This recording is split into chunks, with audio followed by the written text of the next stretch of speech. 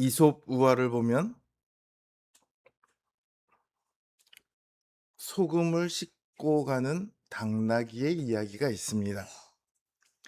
당나귀가 등에 소금 가마니를 지고 가다가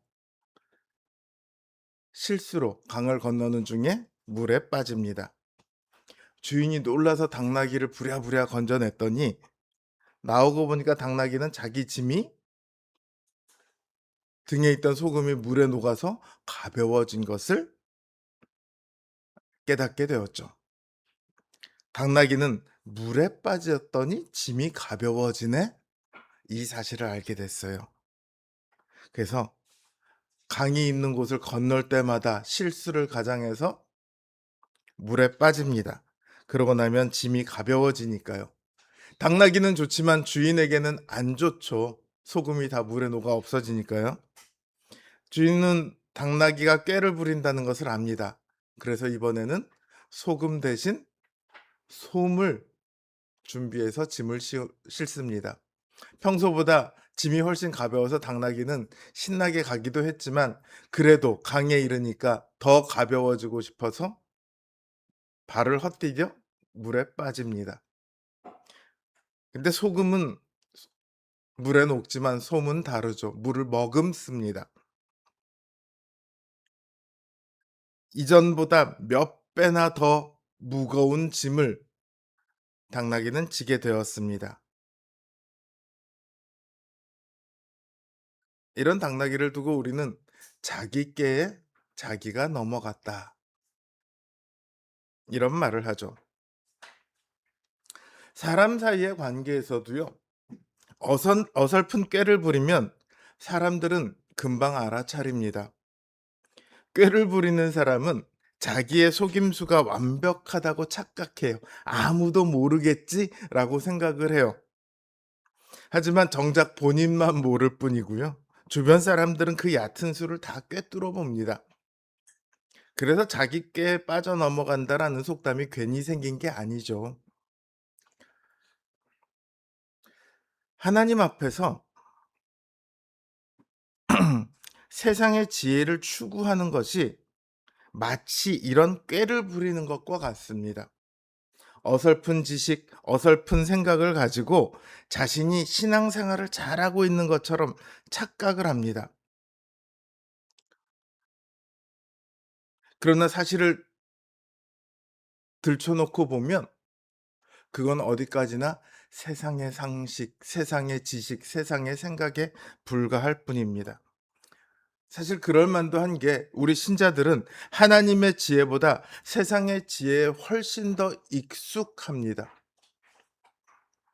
우리는 세상 속에서 매일매일을 살아갑니다. 매일매일 세상의 지혜를 접하게 됩니다. 우리가 세속적인 태도와 세속적인 삶에 더 깊이 젖어들면 젖어들수록 우리는 믿음에 덜 민감하게 됩니다. 성경에 대한 지식을 몰라서가 아니라 세상에 익숙해지면 성경의 지식이 더 이상 우리 삶에서 작동하지 않게 됩니다. 성경을 알고는 있는데 성경이 그 삶에 아무런 영향을 미치지 못하는 거죠. 하나님의 말씀은 성경 속에만 있게 됩니다. 내 삶 속에는 없는 것처럼 행동하게 됩니다. 혹은 내가 시간을 정해서 성경을 읽을 때는 하나님께 있는 것 같으나 내 삶에는 전혀 상관이 없는 그런 시간을 보내게 돼요. 성경과 삶이 분리되는 거죠. 그래서 지식은 있으니까 겉으로는 그럴듯한 말을 합니다. 언제나 교회 안에서 무언가를 주장하는 사람은 그럴듯한 말을 합니다. 하지만 실제로는 세속적인 지혜를 따라가요. 하나님의 지혜라는 이름으로 사람의 지혜를 추구하는 삶을 살게 됩니다. 실제로 많은 신자들이 세상적인 기준의 성공을 쟁취하기 위해서 세상 사람들과 똑같은 방식으로 살아가려 애씁니다. 수단과 방법을 가리지 않고 성공을 쟁취하려고 합니다. 그러면서도 그 결과를 하나님의 복이다. 이렇게 여깁니다. 하나님과 아무런 상관이 없는 것을 하나님의 복으로 여길 뿐만 아니라 하나님께서 자신이 그것을 쟁취하도록 도와주실 거다. 이렇게 믿기까지 합니다. 바울은 하나님은 지혜 있는 자들로 하여금 자기께 빠지게 하시는 분이다. 이렇게 말합니다. 또 주께서 지혜 있는 자들의 생각을 헛것으로 아신다. 이렇게 말하죠. 바울의 말처럼 인간의 꾀는 하나님 앞에서 아무런 효력이 없습니다. 하나님은 사람의 모든 생각을 아세요. 그들의 꾀가 아무리 신묘한 것처럼 보여도요, 하나님 앞에서는 있는 그대로 명백하게 다 드러날 뿐입니다. 하나님은 지혜롭다 하는 사람들을 그들의 꾀로 사로잡으십니다. 우리가 살면서 사람들이 자기 꾀를 부리다가 낭패를 보는 경우를 많이 봤을 겁니다. 하나님께서는요, 그들의 꾀를 그들을 사로잡는 올무로 사용하십니다. 그래서 그들의 지혜가 얼마나 헛된가 하는 것을 그대로 보이시죠. 바울은 아무도 자신을 속이지 말라 말합니다. 자신을 속인다는 말은요, 누가 자신을 속이겠어요? 자기가 속이는 거 아니겠어요? 그러니까 스스로 속아 넘어가는 거예요. 자기가 자신을 속이고 자기가 자기에게 스스로 속아 넘어가는 거예요. 고린도 교회 성도들은요, 이 세상의 지혜가 마치 하나님의 지혜인 것처럼 생각합니다. 착각하고 있었던 거죠. 이런 착각 속에서 그들은 지혜를 얻으러 노력하고 지혜를 주는 스승에게서 가르침을 받는 것으로 자기가 지혜에 더 가까워졌다 생각합니다. 그리고 또 지혜를 얻었다 하는 자들은 교만해졌어요. 그래서 그들 사이에 분쟁이 일어난 겁니다. 나는 얻었고 너는 없으니 너와 나는 달라. 이게 발동한 거예요. 고린도전서 1장 19절 말씀, 십자가의 도가 멸망하는 자들에게는 미련한 것이요 구원을 받는 우리에게는 하나님의 능력이라. 이 말씀처럼요, 세상의 지혜는 하나님의 지혜를 어리석다고 말합니다. 미련하다고 치부하고 별로 가치가 없다고 등한시 여깁니다. 그러나 실상은 세상의 지혜야말로 하나님 보시기에 너무도 미련한 것입니다. 세상의 어떤 지식도 하나님의 그 크고 넓으신 지혜를 알지 못합니다. 이 땅을 창조하시고 경영하시는 이유와 목적을 알지 못합니다. 세상의 근원에서부터 종말에 이르기까지 세상은 거기에 대해서 아는 것이 아무것도 없습니다. 그들은 단지 눈앞의 것만 바라보고 걸어갈 뿐입니다. 그러면서 이루어지는 일들을 뭐라고 말하냐 하면 우연이다 라고 말하죠. 이루어지는 모든 일들이 다 우연입니다. 그러나 하나님의 시각에서는 결코 그렇지 않죠. 이루어지는 모든 일은 하나님의 계획 속에, 하나님의 일하심 속에 있는 반드시 이루어지게 될 필연입니다. 그걸 모르니까 우연이라고 말할 뿐이죠. 하나님의 방식이 세상 사람들의 기준으로 볼 때는 어리석은 것처럼 보일 수 있습니다. 그러나 하나님의 지혜는요, 그들의 지혜와는 비교조차 할 수 없습니다.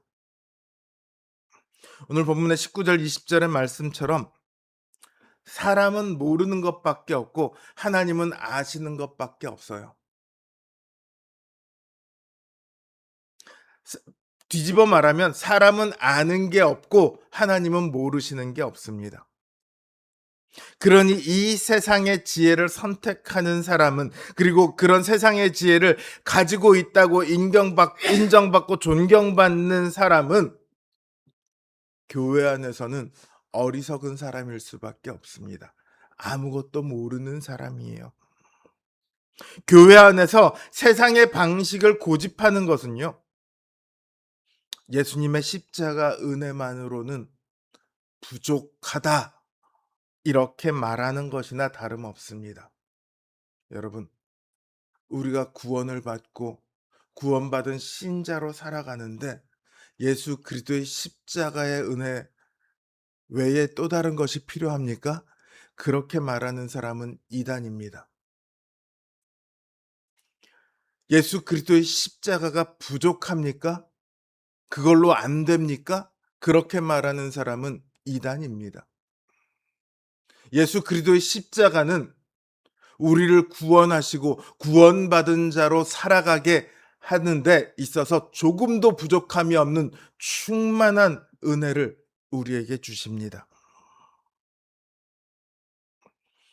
이걸 모르면 다른 것에 눈이 돌아가는 거예요. 반대로 이 하나님의 지혜에 뛰어날수록 사람들은 세상의 지혜에 무관심하게 됩니다. 그래서 세상 사람들이 보기에는 어리석은 것처럼 보입니다. 반대로 세상의 지혜에 뛰어나면 뛰어날수록 하나님의 지혜를 더욱더 어리석은 것처럼 여기게 됩니다. 이처럼 하나님의 지혜는 세상의 지혜를 무익한 것으로 만듭니다. 세상의 지혜는 하나님의 지혜를 어리석다 말합니다. 이 둘 사이에 타협은 없습니다. 하나님의 지혜와 세상의 지혜는 서로를 반대하는 대척점에 서 있습니다. 세상의 지혜와 하나님의 지혜를 함께 만족시킬 수 없다는 말이에요.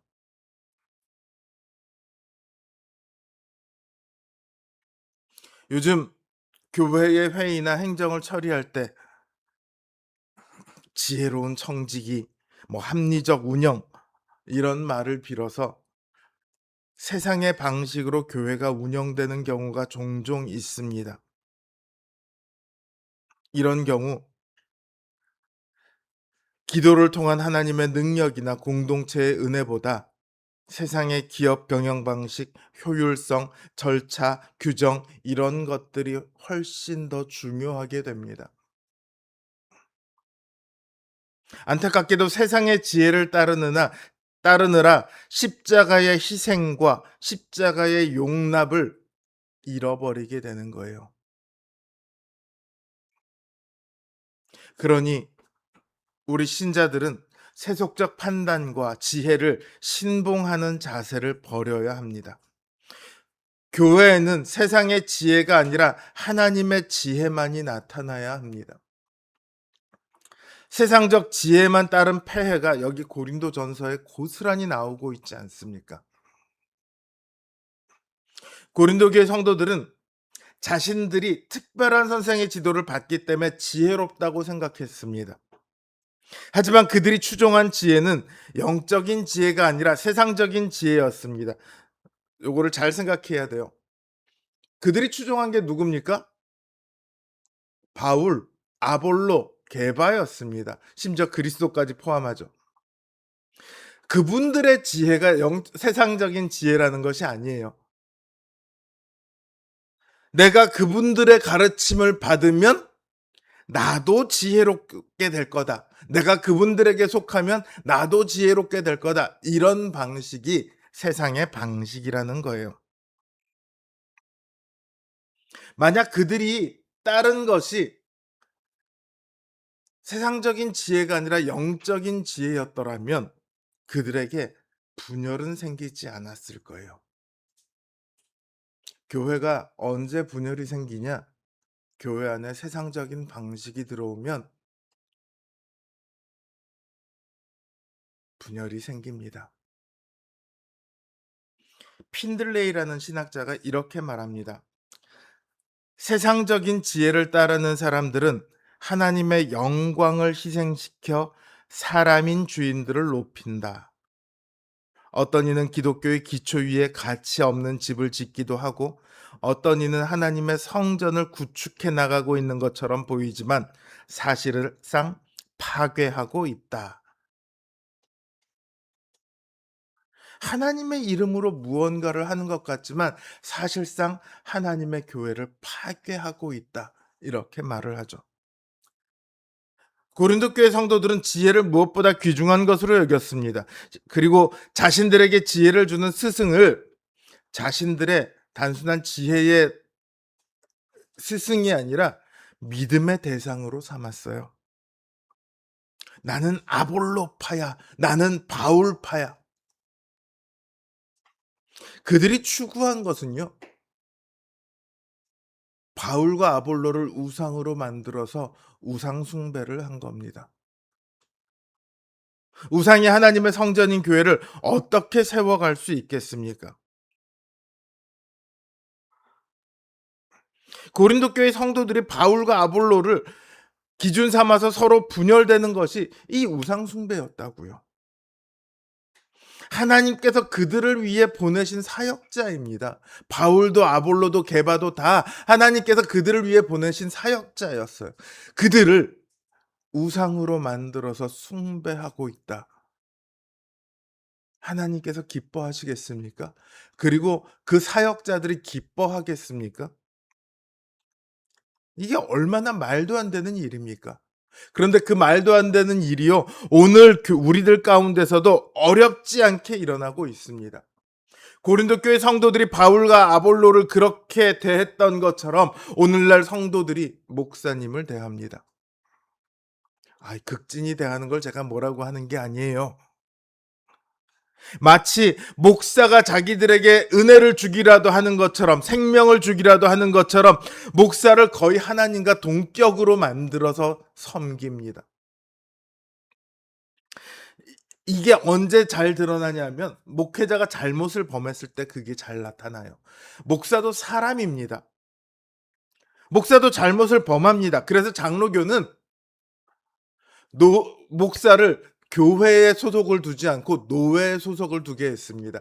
잘못했을 때 노회가 그 잘못을 바로잡을 수 있도록 그렇게 7회 안에 그 목사라는 소속을 두었습니다.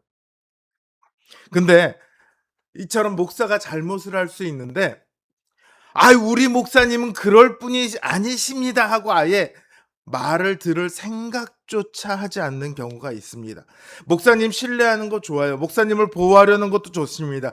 그러나 아무런 말도 들으려 하지 않습니다. 정말로 과연 그러한가 살피려 하지 않습니다. 그저 사랑하는 목사를 보호하기 위해서라면 누구와도 싸울 준비가 되어 있습니다. 심지어 그 목사를 치리할 권한을 가지고 있는 노회와도 언제나 싸울 준비가 되어 있습니다.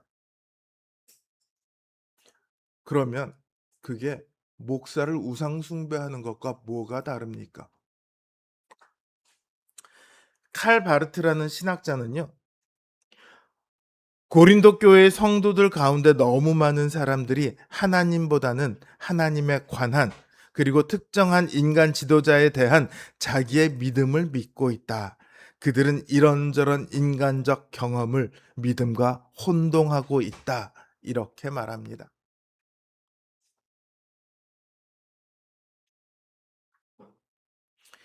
자신의 지혜를 믿음과 혼동하면 그 끝이 좋을 수 있을까요? 결코 그럴 수 없습니다. 우리는 하나님의 지혜를 얻기 위해 자신의 지혜를 포기해야 합니다. 우리는 채워지기 위해 자신을 비워야 합니다. 그리스도의 의로 덧입혀지기 위해 우리 자신의 의를 포기해야 하는 것처럼 하나님의 능력을 잊기 위해 우리 자신의 힘을 포기해야 하는 것처럼 참된 지혜를 얻기 위해 우리 자신의 지혜를 포기해야 합니다. 세상의 지혜에 집착하는 사람은 지혜를 잃게 될 것입니다. 그러나 자신의 지혜를 버리고 복음, 곧 하나님의 지혜를 붙드는 사람은 크고 놀라운 신비를 발견하게 될 것입니다. 합친을 세우셨던 고 박윤선 박사님께서는 나중에 이렇게 회고하셨어요. 모두 다 지난 뒤에 회고해 보면 사람은 모르는 것밖에 없고 하나님은 아시는 것밖에 없다. 우리는 모릅니다. 아는 것 같지만 하나도 모릅니다. 그러나 하나님은 우리 살아가는 모습을 모르시는 것 같지만 모두를 다 알고 계십니다. 우리 성도의 삶 속에서는요, 늘 세상의 지혜와 하나님의 지혜가 다툽니다. 이렇게 말하면 마치 세상의 지혜하고 하나님의 지혜가 동급인 것처럼 여길 수 있지만 사실은 그렇지 않아요. 이렇게 수평적인 대척점에서 싸우는 것이 아니라 수직적인 대칙점에 있습니다. 마치 하급과 고급, 허망한 것과 이루는 것, 부정한 것과 거룩한 것, 마치 이런 것들은 서로 반대말이긴 하지만 동급은 아니잖아요. 하나님의 지혜와 세상의 지혜가 그래요. 하나님의 지혜는 세상의 지혜를 아득하게 초월해서 저 위에 있습니다. 차원이 다르죠. 이런 의미에서 사도 바울은 놀라운 말씀을 전합니다. 우리 한번 함께 읽어보겠습니다. 만물이 다 너희 것임이라. 시작. 만물이 다 너희 것임이라. 바울이나 아볼로나 게바나 세계나 생명이나 사망이나 지금 것이나 장래 것이나 다 너희의 것이요 너희는 그리스도의 것이요 그리스도는 하나님의 것이니라. 자, 바울은 세계나 생명이나 사망이나 지금 것이나 장래 것이나 다 너희의 것이라고 말합니다. 그러면서 사람을 자랑하지 말라고 해요. 만물이 다 신자들의 것이에요. 그들이 자랑하고 의지하는 사람조차도 다 신자들의 유익을 위해 하나님께서 세우신 사람들입니다. 그러니까 그 인물들을 자랑해야 할 것이 아니라요, 그 모든 것을 주신 주님을 자랑해야죠. 근데 이 본문에 놀라운 선언이 하나 들어 있습니다. 자, 세계가 우리 것입니다. 믿습니까? 당연한 거 아닙니까? 대답이 없어요. 제가 얼마 전에 초등학교, 아, 유초등부 성경학교 말씀을 전하러 갔는데 어떻게 전할까 하다가 봉투에 돈을 넣었어요. 봉투를 이렇게 딱 보여주고, 자, 제가 물은 거 대답을 잘하면 이게 나갑니다. 그러고 마지막에는 봉투를 전도사님 드리고 왔어요. 대답 진짜 잘하더라고요. 순간 지금 봉투를 준비해야 되나 생각이 들었습니다. 자, 세계가 다 우리 것입니다. 이해 가시죠? 이해가 안 가십니까? 안 가시면 어쩔 수 없죠. 생명이 다 우리 것입니다. 맞죠? 지금 것이나 장래 것이 다 우리 것이다. 이해가 가죠? 하나님께서 모든 것을 다 우리에게 주셨어요. 그런데 이해가지 않는 단어가 하나 들어 있습니다. 뭘까요? 사망입니다. 사망이 다 우리 것이다. 이게 무슨 말인지 이해가 갑니까? 사망까지도 우리들의 소유래요. 아니, 우리는 사망에서 겨우겨우 주님의 십자가를 통해서 풀려났는데 그 사망이 왜 우리 거예요? 이렇게 말할 수도 있겠지만 주님께서 사망을 이기셨기 때문에 신자들은 더 이상 죽음의 공포에 사로잡히지 않습니다. 사망은 더 이상 신자들에게 두려움의 대상이 아니라 영원한 삶으로 들어가는 통로가 됩니다. 여러분, 목사들은 장례식장을 많이 갑니다. 기독교인들의 장례식장뿐만 아니라 믿지 않는 분들의 장례식도 많이 가게 됩니다. 가 보면 기독교인들의 장례식장과 불신자들의 장례식장에는 큰 차이가 있습니다.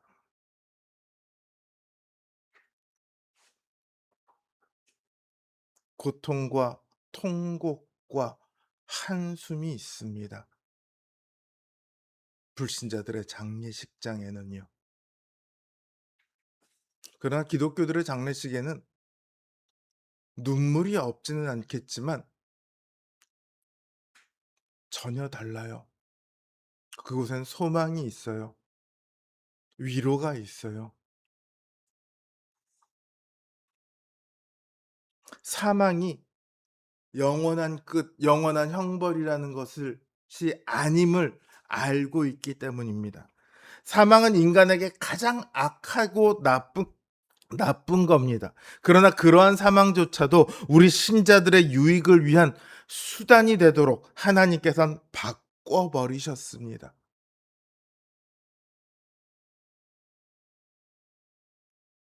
이게 그리스도의 몸인 우리 교회, 우리 신자들에게 주어진 하나님의 큰 은혜입니다.